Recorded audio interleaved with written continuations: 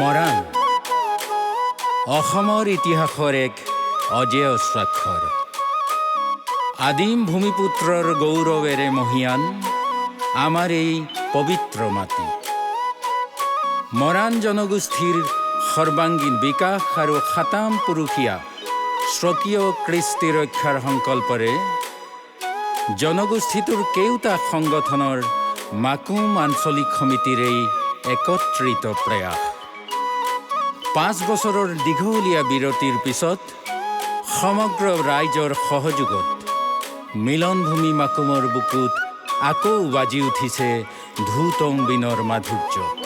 এয়া কেৱল আনন্দৰ উৎসৱ নহয়, এয়া আমাৰ স্বাভিমান, এয়া আমাৰ পৰিচয়। মাকুম চহৰখনিও দেহি আজি সোনো দুলি ঐ মুদুলি। মাকুম চহৰখনিও দেহি আজি সোনো দুলি ঐ মুদুলি। মৰাণ বিহুখনিও দেহি পালেহি মাকুমৰে পদূলি। মৰাণ বিহুখনিও দেহি পালেহি মাকুমৰে পদূলি। ঝাকে ঝাক ডেকাই লাগে না ঝয়লাই চাবিনা। আদহীয়া বুৱাটি দতা বাইচাও গোটেইখন আহিছে উঘলি। মাকুমত বিহু চাঙে বুলি বিহু গাঙে বুলি আজি।